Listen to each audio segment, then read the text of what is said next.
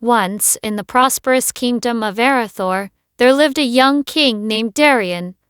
He was bold, eager to make his mark, and decided to build a grand fleet to expand his empire across the seas.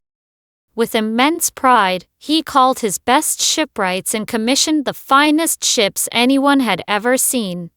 But when the fleet set sail, disaster struck. A vicious storm came out of nowhere, sinking all of the ships in a single night. The wreckage washed ashore, and with it, the kingdom's hopes. The people whispered, "The king is too young, too reckless, he has failed us." Devastated, Darion retreated to his chambers, overwhelmed by doubt. He called for his most trusted advisor, an old man named Cedric. "I have failed," Darion muttered, staring at the broken pieces of his dream. "My ambitions were too high. I should have listened to the warnings." Cedric, wise and calm, sat beside him. "You haven't failed, Your Majesty. You've only faced your first test." Darion looked up, confused. "Test? Everything is gone. What lesson could I possibly take from this disaster?" Cedric smiled softly. "Do you think the greatest kings were born out of endless victories? No, Your Majesty. The strongest kings are those who fall, rise, and try again. Failure doesn't define you, how you respond to it does." The king shook his head. "But what if I make the same mistakes?" "You won't," Cedric assured him, "because now you know what went wrong. You built mighty ships, but you didn't prepare for the storm. Next time, we build stronger vessels. We learn, we adapt, and we grow." Darion paused, reflecting on Cedric's words.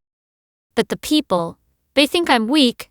Cedric stood tall, his voice firm. "Show them you're stronger than ever. Call your shipwrights back. Start again. This time, we'll build ships that can face any storm." The king rose to his feet, fire in his eyes. "You're right, Cedric. I may have lost my fleet, but I haven't lost my resolve. We will rebuild." The next day, Darion addressed the kingdom. "I have not failed you," he declared. "I have learned. We will build again, but this time stronger and wiser. This setback is not the end. It is the beginning of something greater." The people, moved by his courage, rallied behind him. Months later, a new fleet was born, stronger than the last. When it set sail, it weathered the fiercest storms and returned victorious. Darion stood at the harbor, watching his ships come home. Cedric approached and said, "Your greatest victory wasn't in building the fleet, Your Majesty. It was in rising after the fall. Life will bring challenges and moments where you feel like giving up. But motivation doesn't always come from grand gestures or immediate success. It often lies in quiet persistence, taking one small step after another, even when the path seems unclear."